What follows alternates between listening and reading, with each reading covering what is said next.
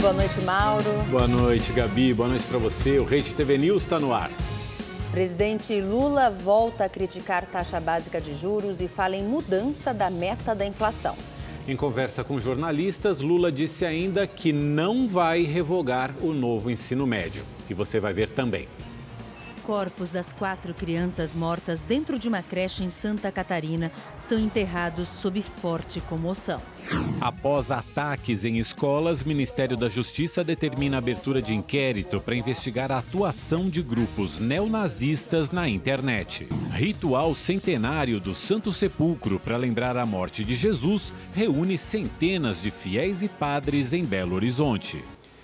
Foram enterrados hoje os corpos das 4 crianças mortas no ataque a uma creche em Blumenau, Santa Catarina. Bernardo Pabst da Cunha e Enzo Marquezim Barbosa, de 4 anos, Bernardo Cunha Machado, de 5 anos e Larissa Maia Toldo, de 7 anos, foram enterrados hoje.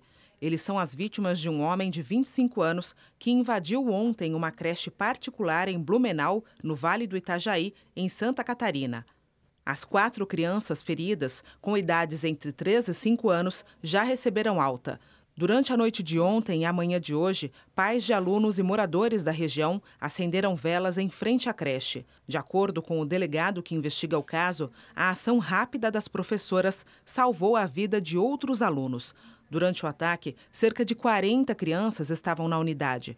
Segundo as investigações, o crime está sendo considerado um caso isolado, sem ligações com outros ataques ou incentivado por grupos de violência. Não tem coordenação com outras situações, em princípio. Nós tivemos um fato em 2021 que já aconteceu, em Saudades. Em 2023 acontece esse outro fato. Então, de ataques de escolas, efetivamente foram 2 nesses anos. O autor já tem antecedentes criminais e vai responder por 4 homicídios triplamente qualificados e 4 tentativas de homicídio triplamente qualificadas.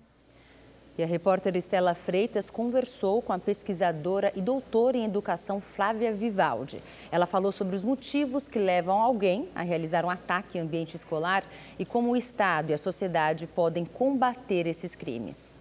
Desde 2002 foram registrados mais de 20 ataques a escolas e creches no Brasil, sendo que metade foi do ano passado para cá. Por que as escolas têm sido cada vez mais alvos desses agressores?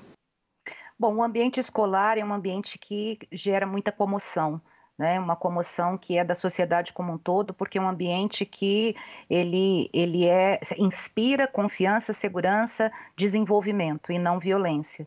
Então, a escolha desses lugares, e se nós contarmos que os autores de muitos desses ataques são estudantes, ex-estudantes, a explicação, né, do ambiente fica nessa seara, de ser algo que de fato chama muito atenção, que é um dos objetivos de quem comete esse tipo de delito, né, de agressão. As investigações têm mostrado que muitos desses casos têm sido inspirados, inclusive, em ataques feitos a escolas dos Estados Unidos. E a internet vem sendo aí o principal meio de disseminação de discursos de ódio. Como é que você enxerga essa influência e como combater isso? Bom, essa influência da internet tem sido muito nociva no sentido de que não há ainda uma regulação para que esses discursos de ódios que estão aí já na superfície da internet sejam freados, né? Então há uma autorização muito velada para que isso se perpetue. Então, uma das medidas que eu acredito que vai ser tomada a partir de agora é que, de fato, haja por parte das plataformas, das redes sociais, um olhar mais cuidadoso, né? um freio nessa troca de violências verbais e ameaças, culto a armas, tudo que a gente tem acompanhado. Como a própria sociedade pode contribuir para evitar esses tipos de ataques? Qual que é a responsabilidade dos pais e da escola nisso? Bom, em relação aos pais, é sempre bom a atenção aos sintomas, aos sinais, né? Aos sinais de isolamento, de uma tristeza muito permanente, de um silêncio muito permanente, muito tempo na internet, né? Muito tempo naquela fixação pelo computador, que muitas vezes os pais nem sabem o que as pessoas estão acessando, o que os seus filhos estão acessando. Então, essa tutoria mais de perto seria muito importante por parte das famílias, né? E, claro, por parte da escola, a escola precisa ressignificar o seu espaço de convívio social. Nós precisamos promover na escola a cultura de uma convivência ética, de uma convivência respeitosa e democrática. E, para isso, as pautas da diversidade, as pautas, inclusive, desses ataques, né, do porquê eles acontecem, como eles veem essas situações, isso precisa fazer parte do dia a dia da escola em termos de espaços de diálogo. E o ministro da Justiça, Flávio Dino, determinou a abertura de um inquérito na Polícia Federal para apurar a atuação de grupos neonazistas na internet. Essa medida faz parte das ações do governo para combater a violência nas escolas. Hoje, um grupo de trabalho com representantes de vários ministérios fez a primeira reunião sobre esse tema. A coordenação dos trabalhos é feita pelo ministro da Educação, Camilo Santana. O grupo terá 90 dias para definir medidas de combate à violência nas escolas. As primeiras ações emergenciais foram apresentadas hoje. Na semana que vem, o Ministério da Justiça vai lançar o edital para o repasse de R$ 150 milhões aos estados e municípios para reforçar o patrulhamento nas escolas. O governo vai preparar uma campanha sobre o tema para orientar a sociedade. O Ministério da Educação vai encomendar um mapeamento sobre a violência nas escolas. E serão convidadas instituições privadas que atuam na área para apresentar propostas de medidas. Os entes privados têm que vir conosco ajudar a encontrar alternativas tanto de prevenção quanto de combate a esse tipo de acontecimento, esse tipo de tragédia, esse tipo de atrocidade que aconteceu ontem no nosso país. O Ministério da Justiça também determinou a abertura de um inquérito na Polícia Federal para investigar a atuação de grupos neonazistas na internet. Nas redes sociais, o ministro Flávio Dino disse que há indícios de atuação interestadual desses grupos. Outros ministérios também estão atentos à questão. Os centros integrados de segurança, regionais de segurança, já estão em alerta para essa questão, né? Essa questão também das redes sociais, há projeto de lei em tramitação no Congresso, que é preciso discutir uma regulamentação das plataformas digitais hoje no Brasil. Enquanto o Congresso não avança na discussão sobre a regulamentação das plataformas digitais, parlamentares se apressam em apresentar projetos de lei específicos sobre a questão da segurança nas escolas. A principal proposta é forçar União, estados e municípios a aumentar o policiamento. O objetivo é que todo estabelecimento de ensino tenha um profissional, né, de segurança, de forma a trazer mais tranquilidade para todas as pessoas que estão naquele ambiente familiar. O Rede TV News está de volta e a gente vai ver agora como é que está a saída dos paulistanos para o feriado de Páscoa. A repórter Estela Freitas está no centro de controle da Agência de Transportes Paulista e tem as informações. Estela, boa noite. Como é que está a movimentação das estradas? Oi, Mauro, uma boa noite a você, boa noite a todos. Daqui a gente consegue acompanhar o movimento de várias estradas ao mesmo tempo através dos monitores e das câmeras em tempo real. A gente percebe, por enquanto, que tem bastante carro, mas na maioria delas o trânsito é tranquilo, ele está fluindo, né? Eu vou dar destaque aqui para um ponto de atenção, que é a Castelo Branco, que é esse segundo monitor aqui atrás de mim. Ali é uma rodovia que leva o motorista da capital paulista ao interior do estado. O trânsito é um pouco mais carregado, tem 15 quilômetros de congestionamento entre Osasco, Carapicuíba e Barueri. E vou dar destaque também para o sistema Anchieta Imigrantes, que são esses dois monitores ali mais no cantinho, Imigrantes em cima, Anchieta embaixo. Na Imigrantes a gente vê que tem um pouco mais de movimento de carros, porque é um ponto de pedágio, mas passando ali o trânsito flui bem. No total, em todas essas estradas, são esperados 2.600.000 veículos durante o feriado de Páscoa. E é um movimento de turistas, mas também de romeiros. Por isso, foi reforçada a segurança, também o atendimento e o monitoramento para essas pessoas durante os 4 dias. A orientação é que os romeiros eles mantenham uma distância segura das faixas, né? Então usem somente aquele cantinho, né? O acostamento, para poder manter a segurança, né? E seguir ali tranquilamente. Agora, também fica um alerta aqui com relação à previsão de chuva, principalmente a partir de amanhã, na Baixada Santista, no litoral norte, talvez por isso até um movimento mais tranquilo para essas regiões, mas também alerta para Itapeva, Vale do Paraíba, Vale do Ribeira e tem um outro ponto aqui de atenção, que é na Serra da Mantiqueira. Estão previstas tempestades com raios e rajadas de ventos.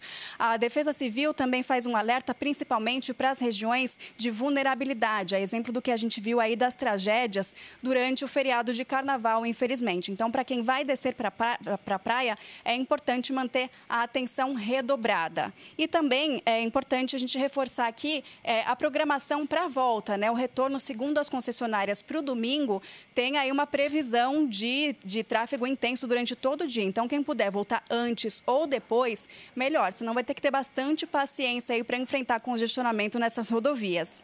Estela Freitas, ao vivo de São Paulo, para o Rede TV News. Tá certo, Estela, obrigada pelas suas informações, boa noite e bom trabalho. E agora, vamos saber como é que está o movimento nas principais, aí, no aeroporto, né, do Rio de Janeiro, com a Natália Fonseca. Boa noite, Natália.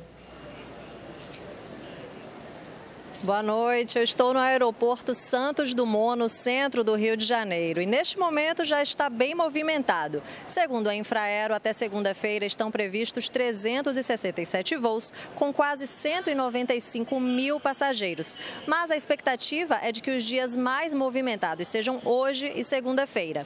Já no aeroporto internacional Tom Jobim, estão previstos 87 mil passageiros, sendo 43 mil em voos domésticos e 44 mil em voos internacionais. A recomendação é para que os passageiros cheguem com antecedência de pelo menos 1h30 para voos domésticos e 3 horas para voos internacionais. Do Rio de Janeiro, Natália Fonseca para o Rede TV News. Obrigado, Natália. Agora a gente vai para Belo Horizonte saber como é que está a movimentação na rodoviária. Quem está por lá é o repórter Rodrigo Cabral. Cabral, como é que está o movimento por aí? Boa noite.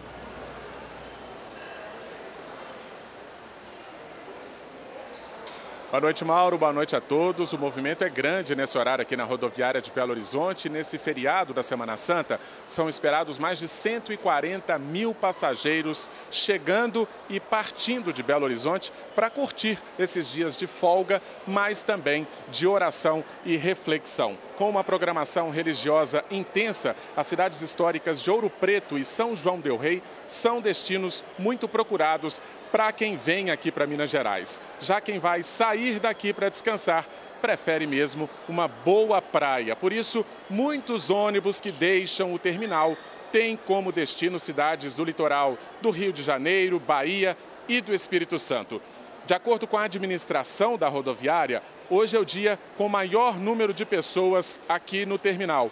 30 mil passageiros e o movimento é grande desde o começo do dia. Por causa dessa demanda, foi montado um esquema especial com ônibus extras e mudanças no trânsito aqui próximo à rodoviária de Belo Horizonte, no centro da capital mineira. A orientação para o passageiro é chegar com pelo menos 1 hora de antecedência para viajar tranquilo, sem problemas. De Belo Horizonte, Rodrigo Cabral para o Rede TV News. Obrigada, Cabral. Boa noite para você. E católicos de Minas Gerais participaram de um ritual centenário, a abertura do Santo Sepulcro. E na capital Belo Horizonte, uma celebração especial reuniu todos os padres da arquidiocese. Centenas de fiéis e mais de 400 padres participaram da Missa da Unidade na Catedral Cristo Rei, na capital mineira. Durante a celebração, os religiosos renovaram os votos de serviço à Igreja Católica. O arcebispo de Belo Horizonte e presidente da Conferência Nacional dos Bispos do Brasil repudiou o ataque à creche de Blumenau. O coração da igreja fica ferido porque estão feridas famílias, pessoas, homens e mulheres, crianças que amamos muito. Na cidade histórica de Sabará, na Grande BH, moradores e turistas se reuniram na igreja de São Francisco para a tradicional abertura do Santo Sepulcro. Os rituais católicos que lembram a morte de Jesus são realizados na Sexta-feira Santa, mas esta cerimônia é antecipada em um dia, uma tradição de mais de 100 anos. É uma cerimônia bem popular. As pessoas há muitos anos vem mantendo essa tradição. Os panos roxos no altar da igreja e as vestes pretas do padre lembram o luto pela morte de Cristo. A alegria dos sinos dá lugar ao som da matraca. Os cantos em tom de lamento são em latim. O ritual começa às 3 da tarde, horário em que Cristo morreu na cruz. O padre retira o manto que cobre a imagem centenária que veio de Portugal. Um momento de oração, um momento de reflexão, um momento de parar-se diante do Cristo, de oferecer as suas preces. Para muitos deles já começa o dia de hoje com um momento mais de silêncio, de jejuns. Quando a cerimônia termina, começa uma vigília de mais de 24 horas. Os fiéis fazem fila para se aproximar do sepulcro.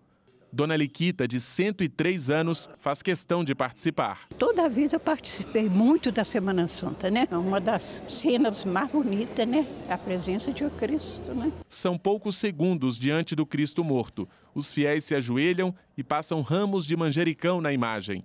Muitos ficam emocionados. A gente vê o quanto ele sofreu, né? E a gente... No dia a dia a gente nem percebe isso. Não tem nem como explicar, né? É muito emocionante mesmo. Não é notícia que vai ao ar hoje às 11h45 da noite. Kennedy Alencar entrevista José Dirceu, ex-ministro da Casa Civil no primeiro governo Lula. Dirceu disse que concorda com o posicionamento do presidente no embate com Roberto Campos Neto. Eu considero quase um crime de responsabilidade o comportamento do Roberto Campos Neto. Presidente do Banco Central. Por quê? Porque ele quer governar, eu já falei isso. Ele quer fazer política fiscal. Primeiro ele quis fazer política fiscal, que na prática ele está fazendo, porque o governo, através do ministro da Economia, fez uma proposta, porque não há nenhum sentido, não há como justificar 7, 8% de juro real. O juro é negativo no mundo hoje. O Lula tem toda a razão, como a nossa presidente Gleice também fez várias críticas, e tem que buscar uma solução para isso, porque o presidente do Banco Central falar que vai manter os juros de 13,75 até dezembro é fazer os juros a longo prazo subir imediatamente.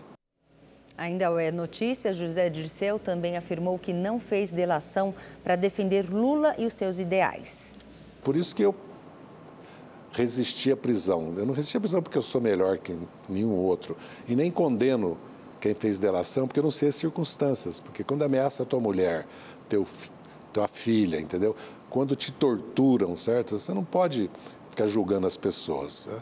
É uma página virada, certo? Simplesmente, né? Na relação conosco, quem fez delação, certo? Mas eu tenho certeza que eu resisti na prisão e resisti muito também pelo Lula, né? Porque quando eu saí da prisão eu falei isso, que não que eu não tenha tido medo, pânico, pesadelos, agora que eu preferia morrer do que trair, certo? A minha geração, trair meus ideais. O ex-ministro da Casa Civil ressaltou a importância de Lula concorrer à reeleição em 2026. O senhor acha que o Lula tem que ser candidato em 2026? É ele que é capaz de liderar essa frente ampla ou o senhor vê outros atores políticos podendo exercer esse papel?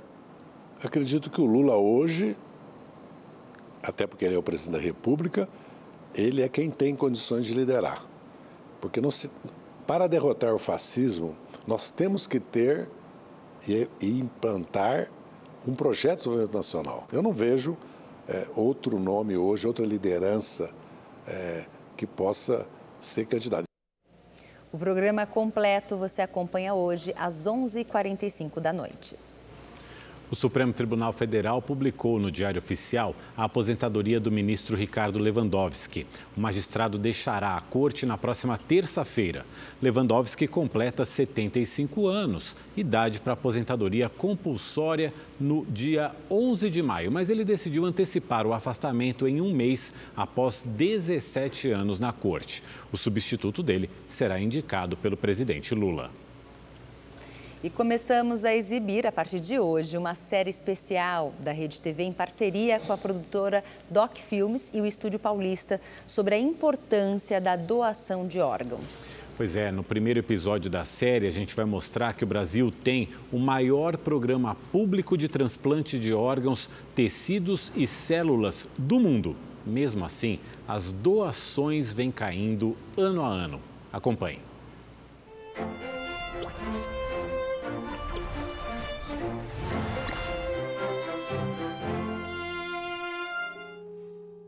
Após um mal súbito, Márcia precisou colocar um marca-passo no coração. Mas o susto maior veio 8 anos depois. Quando chegava na hora que teria que trocar esse marca-passo, a bateria do marca-passo, o marca-passo estava trabalhando direto. E eu tinha que fazer transplante. O transplante foi uma das maiores conquistas do homem, né? Emblematicamente falando, né?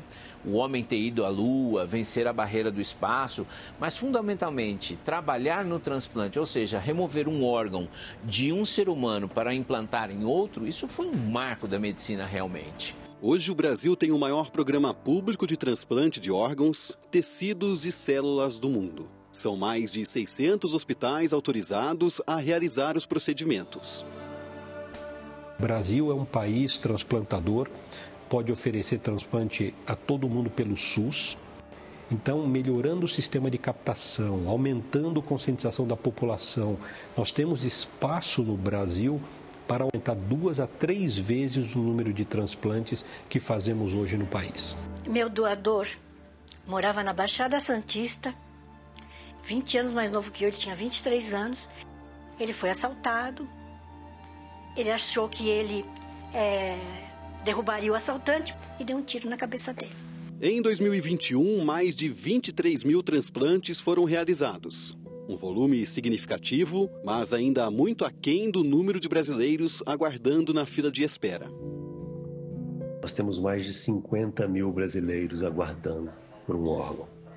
E esse número vem crescendo anualmente. Nós estamos no 3º ano consecutivo de queda no número de transplantes. Nós precisamos ainda aumentar o número de transplantes para que a gente possa oferecer para todos os pacientes com insuficiência cardíaca avançada a possibilidade do transplante como opção de tratamento.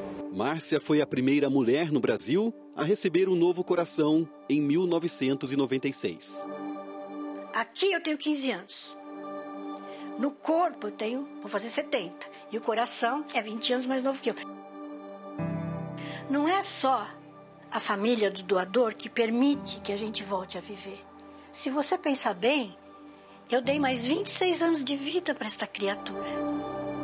De vez em quando eu falo bom dia para ele, eu trato bem dele, sabe? O Instituto do Coração em São Paulo é o maior centro de transplante cardíaco da América Latina. São cerca de 75 cirurgias por ano. A partir do momento que se inicia a captação, existe todo um processo muito sincronizado para o transplante acontecer no menor tempo possível. No momento que eles clampeiam a aorta lá, ou seja, o coração para lá no doador, a gente tem até 4 horas para terminar o transplante aqui. Para este paciente de 48 anos, é dia de celebrar o fim de uma longa espera. Clampeou a 1h20 e nós são 1h34 agora. Nós temos 14 minutos já do tempo rodando.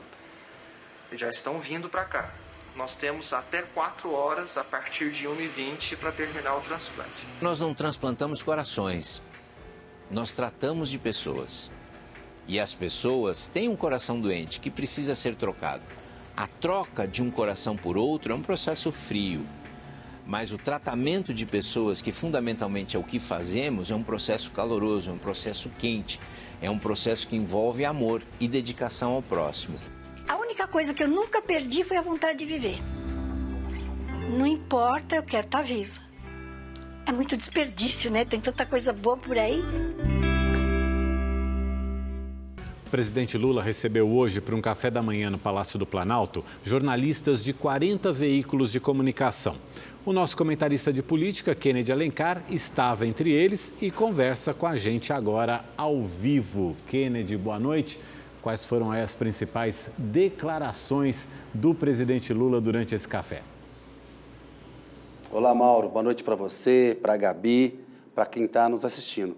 Mauro, a principal declaração foi um recado claro para o Banco Central. Se o Banco Central não reduzir a taxa básica de juros, o Lula ameaça mudar a meta de inflação, ou seja, tornar esse número maior para que não se exija uma política monetária uma política de juros tão alta. Ele dá esse recado muito claramente. Depois ele tenta consertar, porque gerou ruído com o mercado, mas a frase dele é muito clara. Se não cumpre a meta, tem de mudar a meta, porque o Banco Central não cumpriu nos últimos 2 anos. E aí ele falou que na economia, a prioridade dele agora, passados 100 dias, será criar um pacote de crédito para fazer a economia voltar a crescer, gerar emprego e gerar renda. Vamos ver. A meta está errada, muda-se a meta. O que não é compreensível é imaginar que o empresário vai tomar dinheiro emprestado a essa taxa de juros. Eu já tive o prazer de, durante 8 anos, discutir meta, discutir inflação, discutir política monetária, discutir câmbio, sabe? Quando eu tinha relação com o presidente do Banco Central, que ele era indicado por mim.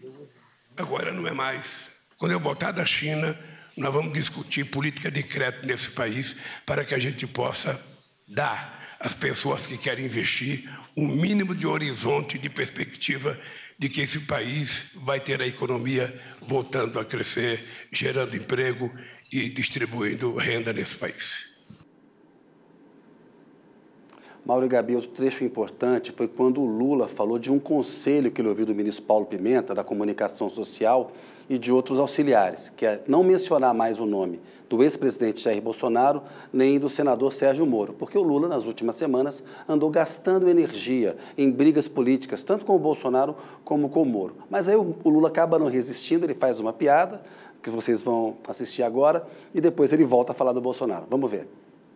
O Pimenta tem me orientado todo dia para mim não falar esses nomes que você falou. Por isso é que eu não citei os nomes, porque ele me proibiu, que eu não tenho que falar nem da coisa e nem do coiso. Vai ter muito processo contra o Bolsonaro, porque ele cometeu muitos erros. E o mais grave deles, na minha opinião, ainda não está sendo sequer discutido, que foi as 700 mil vítimas da Covid, de qual pelo menos metade é da responsabilidade e da irresponsabilidade dele. Como fui vítima nesse país, eu defendo que todos tenham direito à presunção de inocência, que ele tem o direito de se defender. A gente viu aí que ele não resistiu, citou o Bolsonaro, mas segurou a citação em relação ao Moro. Outro ponto importante foi esclarecer o que o governo pretende com a reforma do ensino médio, porque ela está suspensa. O Lula disse, não está revogada, está suspensa. Qual que é a ideia? É negociar um acordo. Por quê? Para as escolas privadas, as mudanças são até mais fáceis de serem feitas, elas têm mais estrutura. Para o ensino público, há muito complicador e está afetando a qualidade. Vamos ver o que ele falou. Não foi revogado. Foi suspenso para que a gente rediscuta com a sociedade brasileira ligada à área da educação o que a gente quer do novo ensino médio. Mauro e Gabi, por último, um outro destaque foi o que ele falou que fez nos 100 dias. Ele listou, né, os programas que ele recuperou, a expectativa que ele tem de melhorar a economia, e a gente voltou, de fato, a ter uma normalidade democrática. A gente está discutindo reforma do ensino médio, está discutindo taxa de juros. Não estamos falando, por exemplo, de urna eletrônica, questionando se vai ter golpe ou não. Vamos ver o que o Lula fala dos 100 dias aí, do governo dele. Eu estou muito satisfeito com os primeiros 100 dias. Eu não esperava que a gente conseguisse recolocar, sabe, o avião na pista com tanta rapidez. PAA, do PNAE, do Bolsa Família, do Bolsa de Estudo na Capta, ou seja, todos esses programas, como eles começaram a funcionar, a gente vai ter uma mudança no ritmo da economia brasileira. Kennedy, muito obrigada e uma ótima noite para você. Até mais. E o Rede TV News fica por aqui. Uma ótima noite para você. Obrigado pela companhia. Amanhã tem mais. Boa noite.